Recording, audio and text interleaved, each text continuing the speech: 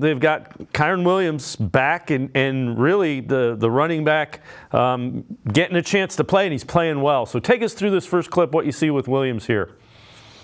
Well, first thing they do is that the Rams are masters of motion. So they do a ton with motion. They do a ton. They're not a gap team. They're a zone team. Obviously, Kyren Williams is very good. Stafford's playing at a very high level. Those are things you know. Kyren Williams is a little bit better than I thought. He's a little bit heavier than I thought. So this is a split zone. I think the Browns got to stop this. They got to stop the movement inside. One of the ways we're going to do it is by covering both the guards in the center and the tight front, which I think they'll do. But this is what he does very well. He runs this zone very well. He can bounce it. He can cut it back. He gets upfield very well. Like I said, he's a violent runner.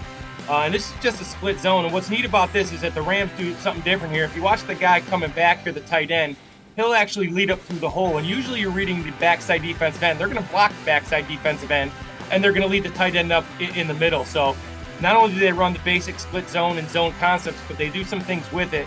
McVay's very creative on offense, and they find different ways.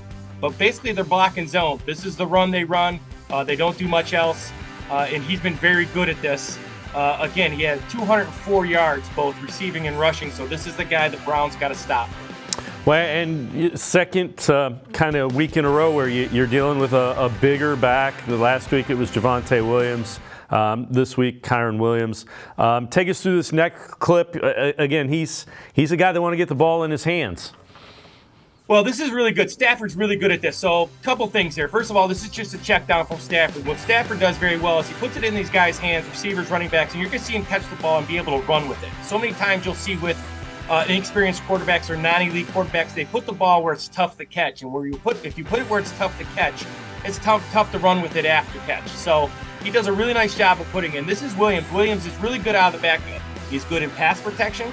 He's good at running the football, and he's really good at catching the football. So Browns have to stop this. He runs these check down out routes all the time, off play action on first, second, third down.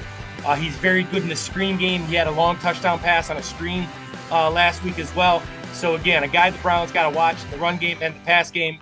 Here he is just coming out of the backfield on check down with 10 yards and first down, and you're moving on just by a simple check down, easy throw for Stafford.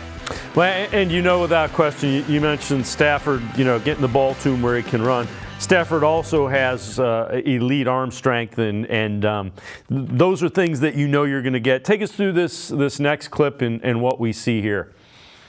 So here's as the play plays a couple times here, you're going to see the Cardinals, who are not very good on defense, but they are pretty well coached. And what they're going to do here is they're going to cover both at the center and the guards. And what this does against a zone team, when you play this tight front or five linemen down, takes away the double teams. And the Rams, like a lot of zone teams, they want a double team. And that's why you see the Browns and the elite run teams, they run gap schemes as well. Because if you go to this odd front, it takes away all your double teams. And sometimes zone isn't as good when you can't double team. So you're going to see a bunch of single blocks here, and then you got to win some of these. And I think the Browns' defensive line is much better than the Cardinals. So, when if the Browns are struggling, I see them doing two things. First, going to this odd front.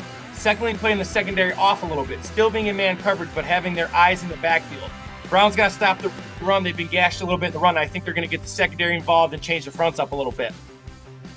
So the other thing that we know with the Rams, big target at tight end who had a nice game as well against Cardinals, Tyler Higbee. Take us through this clip, what you see here, and the importance of this.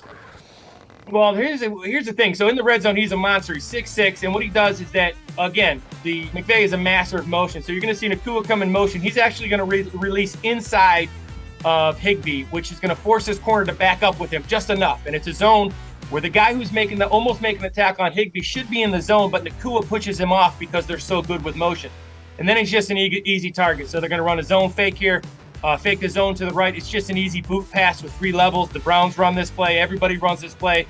But in the red zone, this is much easier when you have a target who's 6'6". And you're going to see they use them in a couple of different ways, and this is one of them on these naked boots that they like to run in the red zone. Big target. They use motion like they do in the run and pass game to open things up. Very creative, and McVay is very good at this. The one thing that comes to mind with that is the Browns are more equipped if they decide to go man. You've got Emerson, who who could match up with him. I know 6'6", but Emerson's big enough. JOK is athletic enough. Your safeties. The Browns are a little bit more equipped than most to deal with a big tight end.